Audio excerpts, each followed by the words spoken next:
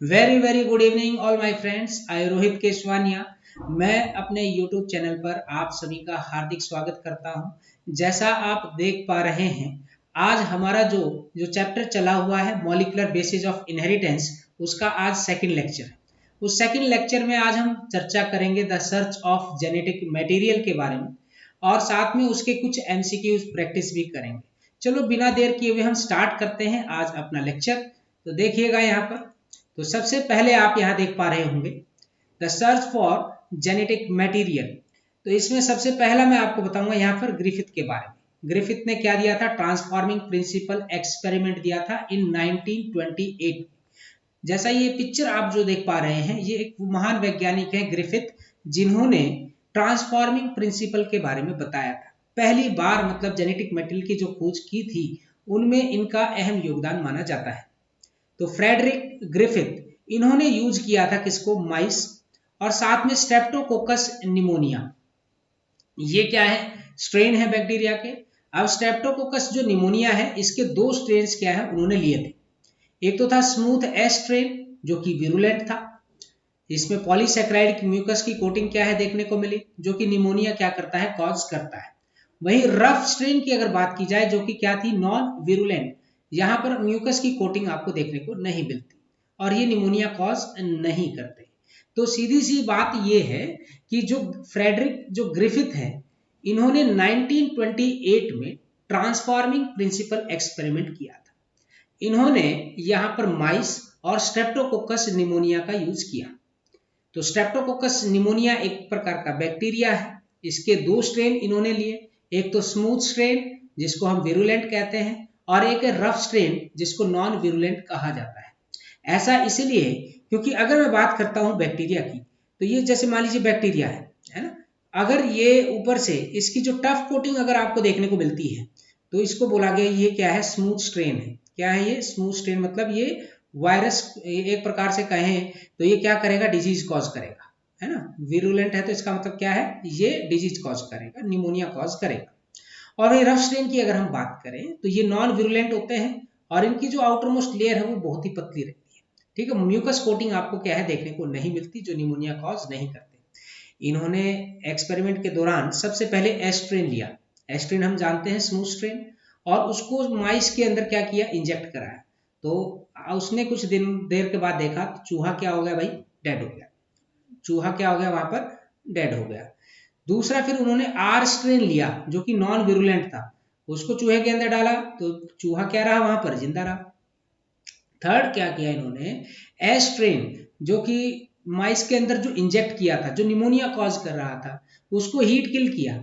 जब heat kill किया तो फिर उसके बाद जब माइस के अंदर इंजेक्ट किया तो माइस क्या हो गया भाई? जिंदा रह गया। तो इसका मतलब यहाँ कुछ ना कुछ तो गड़बड़ हुई। वो गड़बड़ क्या थी, यही पता लगाने के लिए ग्रिफिथ ने ये एक्सपेरिमेंट किया था। अब एस स्ट्रेन हीट किल्ड और आर स्ट्रेन लाइव, इन दोनों को जब इंजेक्ट किया गया एक साथ, तो चूहा क्या होगा? मर गया।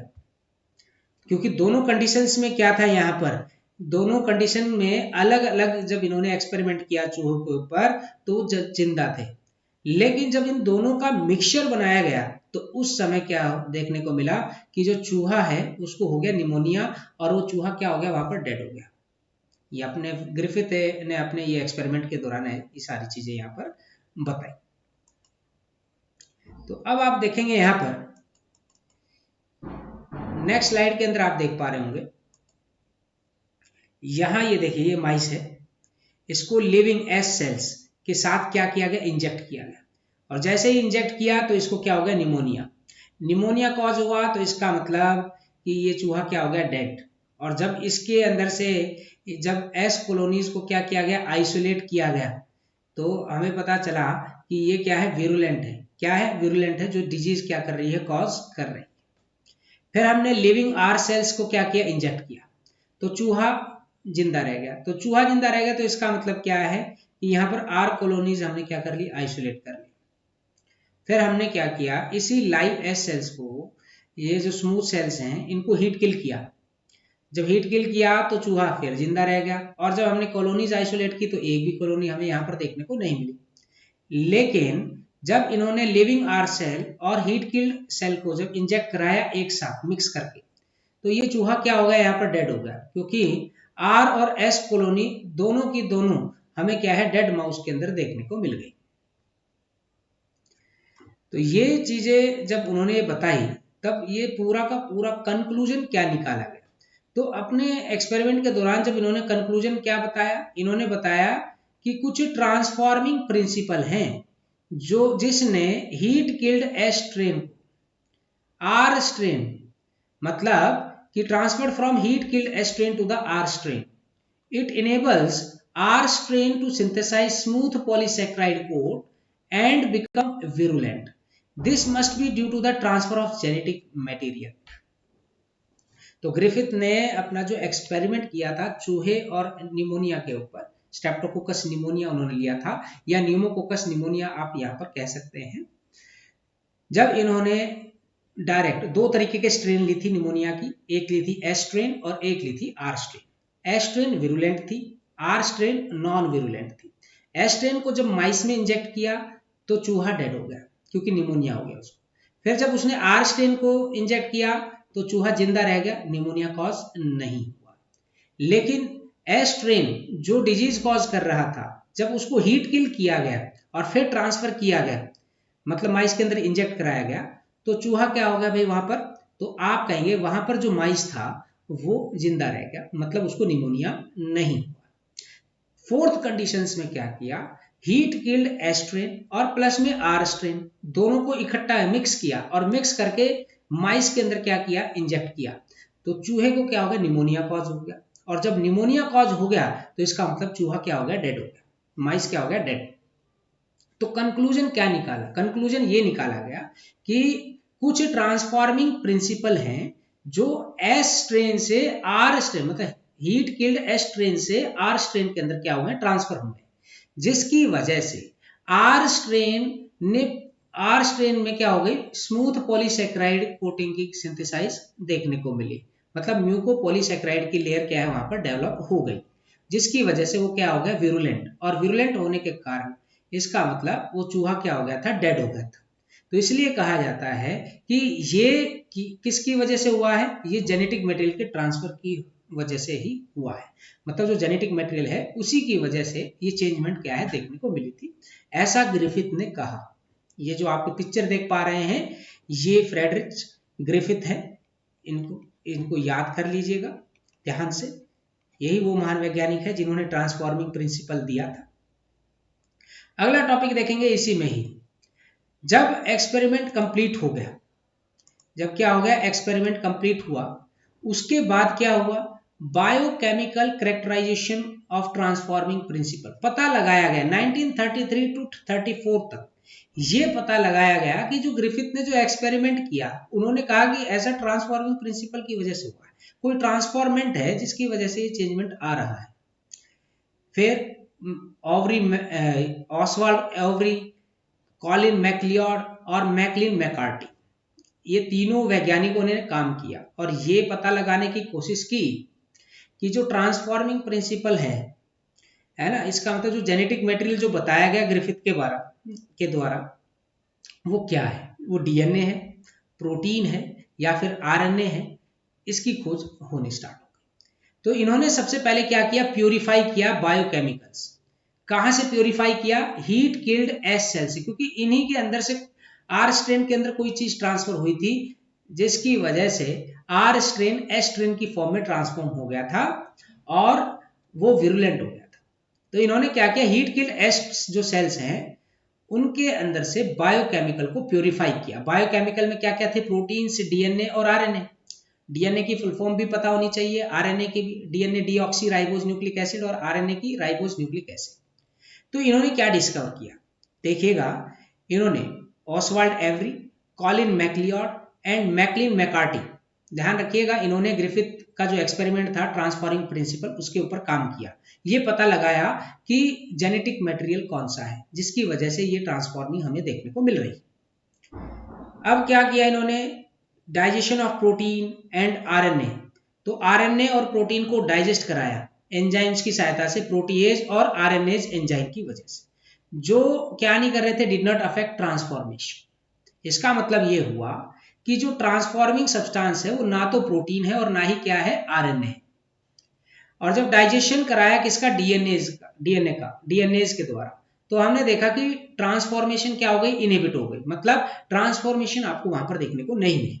इसका मतलब ये हुआ कि डीएनए की वजह से ही जो आर सेल्स थी वो ट्रांसफॉर्म हो गई किस फॉर्म में, एस सेल्स की फॉर्म में, मतलब स्मूथ सेल्स की फॉर्म में ट्रांसफॉर्म हो गई।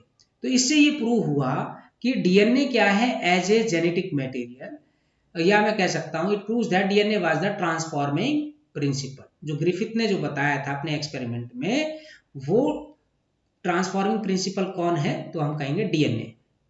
तो ये चीज यहां पर बताई गई। ये आप यहां पर ध्यान से देखेंगे, एक मिनट रुकिएगा। यहां पर ये तो तीनों पिक्चर जो आप देख रहे हैं, ये आप देखेंगे यहां पर ऑसवाल्ड एवरी, ये है कॉलिन मैक्लियॉड, और ये है मैकलिन मैकार्टी। इन्होंने ही ग्रिफिथ के एक्सपेरिमेंट को क्या किया था, मतलब ग्रिफिथ के एक्सपेरिमेंट को एक प्रकार से अगर देखा जाए उसके ऊपर काम किया था और पता लगाने की कोशिश की थी कि जेनेटिक मटेरियल क्या है जिसकी वजह से आर स्ट्रेन एस स्ट्रेन की फॉर्म में कन्वर्ट हुआ। अब देखेंगे आप यहां पर, तो आप देखें कि biochemical characterisation of transforming principle, ये एक्सपेरिमेंट किया गया था 1944 के अंदर। ये जो आप देख रहे हैं इसके अंदर ये एस्ट्रेन था, एस्ट्रेन, और वो भी कौन सा, तो आप कहेंगे हीट किल्ड एस्ट्रेन। इनमें से बायोकेमिकल क्या किया गया, निकाला गया। और ये जो बायोकेमिकल है, ये इसके अंदर डीएनए, आरएनए और क्या है, प्रोटीन्स क्या थे यहाँ पर मौजूद थे। अब इन्होंने क्या लिया था, एंजाइम्स, जैसे डीएनए को डाइजेस्ट करने वाला डीएनएज एंजाइम, आरएनए को डाइजेस्ट करने वाला आरएनएज, और प्रोटीन को डाइजेस्ट करने वाला प्रोटीएज एंजाइम, ये इन्होंने मतलब बनाए थे। अब इन्होंने पहले स्ट्रेन में क्या किया, डीएनएज और आरएनएज ये दोनों डाल दिए, लेकिन प्रोटीन को छोड़ दिया इसी के अंदर। तो पता चला कि जो आर स्ट्रेन है वो ट्रांसफॉर्म नहीं हुआ। इसका मतलब प्रोटीन की वजह से तो ट्रांसफॉर्मेशन देखने को नहीं मिल रही। सेकेंड कंडीशन में क्या किया कि जो प्रोटीएज और डीएनएज डाल दिए भाई, तो इन्होंने प्रोटीन को डाइजेस्ट कर दिया, इन्होंने डीएनए को डाइजेस्ट कर लिया, और आरएनए इसमें एज इट इज इंटैक्ट रह गया। फिर भी देखा तो ये आर स्ट्रेन को ये भी ट्रांसफॉर्म नहीं कर रहे हैं। क्यों, क्योंकि आरएनए भी एज ए जेनेटिक मटेरियल नहीं है जिन्होंने ये ट्रांसफॉर्म किया। थर्ड कंडीशन में क्या किया, इन्होंने आरएनएज और प्रोटीएज एंजाइम डाले, जिन्होंने आरएनए और प्रोटीन को तो डाइजेस्ट कर लिया, लेकिन डीएनए एज इट इज यहाँ पर क्या है, बने रहे, और यहाँ पर ट्रांसफॉर्मेशन क्या है देखने को मिली। तो इससे ये कंफर्म हो गया कि डीएनए की वजह से ही आर स्ट्रेन एस स्ट्रेन की फॉर्म में क्या हुआ है, ट्रांसफॉर्म हुआ है, और इसी वजह से वो विरुलेंट हो गया। और विरुलेंट होने के बाद क्या हुआ कि आप देख पा रहे थे कि वहां पर जो माइस है वो क्या हो गया, डेड हो गया था। ये चीजें क्लियर हो गई। अब हम करेंगे नेक्स्ट जो एक्सपेरिमेंट है, आप यहां देख पा रहे होंगे, हेर्शे चेज एक्सपेरिमेंट, ब्लेंडर एक्सपेरिमेंट कहा जाता है इसको, 1952 में दिया गया, क्योंकि काफी क्या थी, कंट्रोवर्सी देखने को मिल रही थी। कोई साइंटिस्ट मानने को तैयार था कि DNA as a genetic material होता है, कोई मानने को तैयार ही नहीं था कि भी डीएनए एक जेनेटिक मटेरियल है। कोई प्रोटीन को मानता था, कोई आरएनए को, कोई डीएनए को, मतलब एग्जैक्ट कोई ये नहीं बता रहा था कि जेनेटिक मटेरियल क्या है। बाद में जाके पता चला कि जेनेटिक मटेरियल डीएनए और आरएनए को कहा जाता है, ठीक है। तो वो तो एक्सपेरिमेंट के बाद ही पता चला। अब जी Hershey and Chase experiment, blender experiment बोलते हैं इसको, 1952 में दिया था। हेर्शे और जो चेज ग्रीव सम बैक्टीरियोफाज वायरसेस, इन्होंने क्या किया कि बैक्टीरियोफाज जो वायरसेस होते हैं, जो बैक्टीरिया को डिजीज कॉज करते हैं वायरस, उनको बैक्टीरियोफाज वायरस कहा जाता है। उनको इन्होंने रेडियो एक्टिव फॉस्फोरस के साथ क्या किया, ग्रो कराया, जो कि P32, और वहीं कुछ अदर मीडियम में रेडियो एक्टिव क्या था, सल्फर S35 ले लिया गया। वायरस को जब ग्रो कराया P32 के अंदर, तो इसका मतलब जो डीएनए था वो क्या हो गया, रेडियो एक्टिव हो गया। क्या हो गया, रेडियो एक्टिव। अब यहां पर क्योंकि डीएनए के पास क्या होता है, फास्फोरस होता है, तो जब इसको फास्फोरस में ग्रो कराया, वो भी कौन से, P32 में, P32 आइसोटॉप्स वाले में ग्रो कराया, तो ये बन गया रेडियो एक्टिव डीएनए। और जब वायरस को ग्रो कराया S35 के अंदर, तो वो रेडियो एक्टिव प्रोटीन आपको देखने को मिल गया। तो मतलब क्योंकि प्रोटीन के अंदर सल्फर आपको देखने को मिलते हैं। ये सारी की सारी जो प्रिपरेशन है ये सेपरेटली यूज की गई ई कोलाई को इन्फेक्ट करा के। जब इन्फेक्शन कॉज कराया तो ई कोलाई की जो सेल्स थी जेंटली इनको क्या किया, एजिटेटेड कराया गया इन्हें ब्लेंडर, और यहां से वायरस पार्टिकल को क्या कराया गया, रिमूव कराया गया बैक्टीरिया से। फिर उसके बाद जब कल्चर किया, सेंट्रीफ्यूज किया, तो सेपरेट क्या हुआ बेटा यहाँ पर, तो lighter virus particles from the heavier bacterial cells, मतलब अलग अलग हो गए, बैक्टीरियल सेल्स अलग हो गए और वायरस पार्टिकल्स क्या हो गए, अलग हो गए। तो मैं आपको फिर दोबारा से बता देता हूं, हेर्शे चेज एक्सपेरिमेंट, ब्लेंडर एक्सपेरिमेंट कहलाता है, 1952 के अंदर किया गया। हेर्शे एंड चेज दोनों ने बैक्टीरियोफाज वायरस के ऊपर क्या किया था, काम किया था। इन्होंने बैक्टीरियोफाज जो वायरस है इनको ग्रो कराया अलग अलग मीडियम के अंदर। भाई इन्होंने सबसे पहले फास्फोरस, रेडियो एक्टिव फास्फोरस में ग्रो कराया, तब वहां पे क्या देखने को मिला, वो ये पता चला कि जो फास्फोरस है वो डीएनए के अंदर देखने को मिलता है, तो इसका मतलब जेनेटिक मटेरियल क्या हो गया इनका, रेडियो एक्टिव हो गया। जब S35 मीडियम में इनको ग्रो कराया गया तो इसका मतलब प्रोटीन के अंदर क्या होता है, सल्फर होता है, और सल्फर वहां पे क्या हो गया, सल्फर की वजह से प्रोटीन क्या हो गया, वहां पे रेडियो एक्टिव हो गया। फिर इनको ई कोलाई के ऊपर क्या कराया गया, इन्फेक्ट कराया गया। फिर ब्लेंडिंग कराएगी, मतलब एजिटेट कराया, इनको अलग अलग कराया गया। फिर सेंट्रीफ्यूगेशन के तहत जो पार्टिकल्स हैं वो अलग अलग क्या किए गए, सेपरेट किए गए, और उसके बाद ही ये बताया गया कि किस तरीके से चेंजमेंट हमें देखने को मिली। तो देखिए यहां पर जो बैक्टीरिया इन्फेक्ट हुआ with viruses having radioactive DNA were radioactive, that is DNA had passed from the virus to the bacteria, कि जो बैक्टीरिया वायरस के द्वारा इन्फेक्ट कराया गया था जिसमें रेडियो एक्टिव डीएनए था वो बन गया जी रेडियो एक्टिव। इसका मतलब डीएनए क्या होता है, वायरस से बैक्टीरिया के अंदर ट्रांसफर होता है। डीएनए क्या है, जो वायरस से बैक्टीरिया के अंदर क्या होता है, ट्रांसफर होता है। वहीं जब बैक्टीरिया को इन्फेक्ट कराया गया with virus having radio active proteins, तो वो रेडियो एक्टिव नहीं बने। तो इसका मतलब जो प्रोटीन है वो बैक्टीरिया से वायरस के अंदर एंटर नहीं करते, और इससे ये चीज प्रूव हो गई कि डीएनए क्या है, एक प्रकार का जेनेटिक मटेरियल है। DNA is a genetic material, इससे ये बात क्या हो गई है, प्रूव हो गई। ठीक है, DNA as a genetic material, ये बात क्या हो गई, प्रूव। ये जो आप पिक्चर देख पा रहे हैं ये आप हेर्शे और चेज का देख पा रहे हैं, ये हेर्शे हैं और ये क्या है, चेज। ठीक है, मार्था चेज, ये दोनों हस्बैंड वाइफ हैं, और इन्होंने ही ये एक्सपेरिमेंट करके प्रूव करके बताया था कि डीएनए क्या है, as a genetic material living organisms के अंदर पाया जाता है। ये एक्सपेरिमेंट के दौरान आप देख पाएंगे, यहाँ पर एक्सपेरिमेंट के दौरान आप यहाँ पर देखें तो आपको नजर आएगा, एक मिनट दीजिएगा मुझे।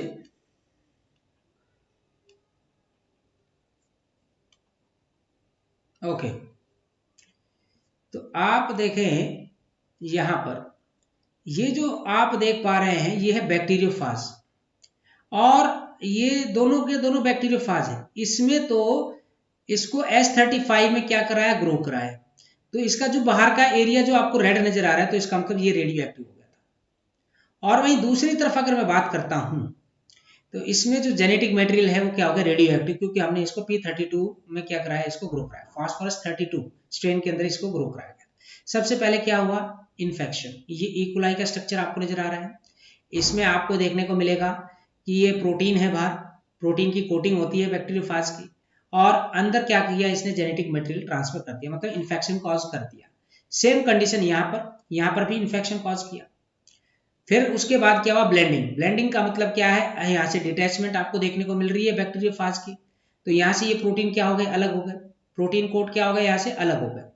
तो आप यहाँ देख रहे हैं ब्लैक कलर दिखाई दे रहा है और रेड कलर दिखाई दे रहा है। रेड कलर इसलिए क्योंकि रेडियो एक्टिव क्या है, यहाँ पर डीएनए मौजूद है। यहाँ पर क्या है, डीएनए रेडियो एक्टिव नहीं है, यहाँ तो प्रोटीन क्या था, रेडियो एक्टिव था। उसके बाद क्या हुआ, सेंट्रीफ्यूगेशन कराया गया। सेंट्रीफ्यूगेशन एक मशीन होती है जो तेज गति से क्या करती है, एजिटेशन करने का काम करती है। ठीक है, तो एक मिनट दीजिएगा मुझे। तो ये एजिटेशन का क्या करती है, यहां पर काम करती है। तो हम देखते हैं यहां पर जब हमने सेंट्रीफ्यूगेशन कराया तो इसमें कोई भी रेडियो एक्टिव जो है radioactive, no radioactive detected in the cells, cells में कोई रेडियो एक्टिविटी हमें देखने को नहीं मिली। लेकिन जो सुपरनेटेंट है उसमें हमें रेडियो एक्टिव है। देखो कुछ इस प्रकार से, जैसे मान लीजिए टेस्ट ट्यूब है, ये क्या है, टेस्ट ट्यूब है, ठीक है ना।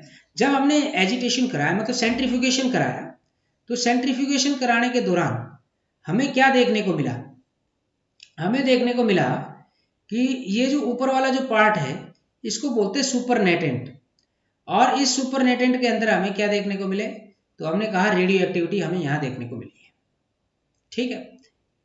और वहीं अगर दूसरी तरफ हम बात करते हैं जेनेटिक मटेरियल, ये नीचे क्या है, जेनेटिक मटेरियल है, ये रेडियो एक्टिव नहीं है, तो आप कहेंगे नो रेडियो एक्टिव, ठीक है। तो इसका मतलब DNA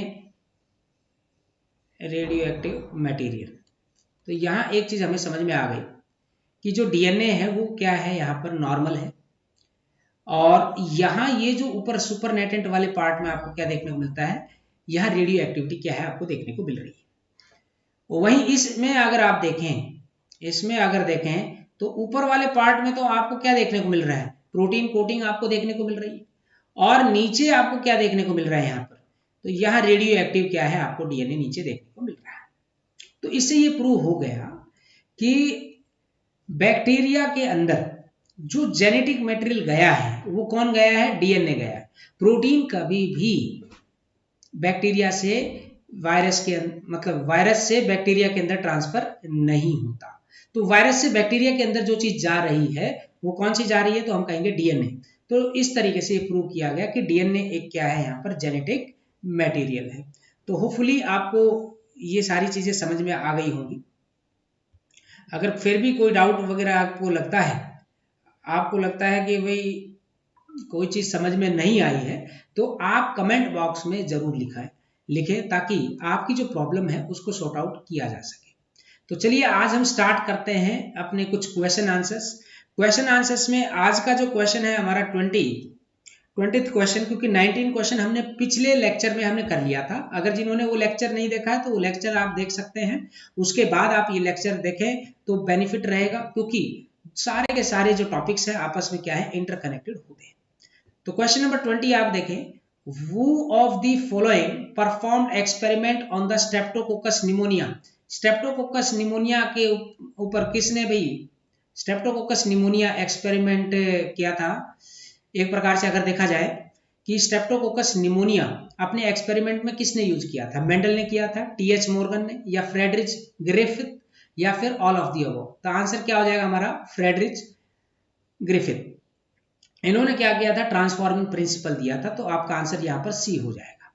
question number 21, what was the observation of Frederick Griffith after he perform experiment on Streptococcus regarding the R strain of the bacteria how.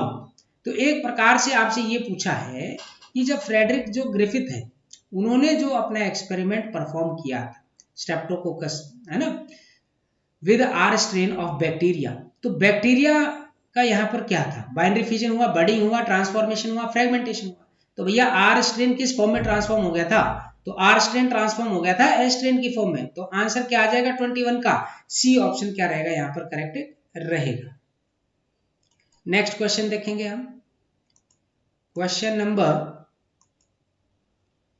अच्छा ये क्वेश्चन हो गया है। क्वेश्चन नंबर 22 देखें। अब आप क्वेश्चन नंबर 22 को अगर हम देखें तो who of the following proved that DNA is the genetic material।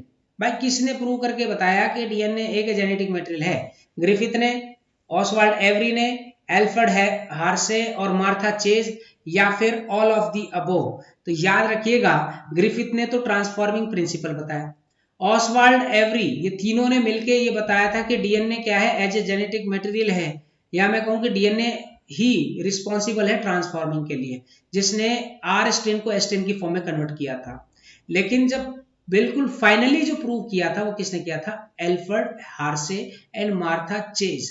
इन दोनों ने क्या किया था, ये एक्सपेरिमेंट करके दिखाया और ये बताने की कोशिश की कि डीएनए एक जेनेटिक मटेरियल है जो वायरस से बैक्टीरिया के अंदर ट्रांसफॉर्म होता है, मतलब बैक्टीरिया से वायरस से बैक्टीरिया के अंदर क्या होता है, ट्रांसफर होता है।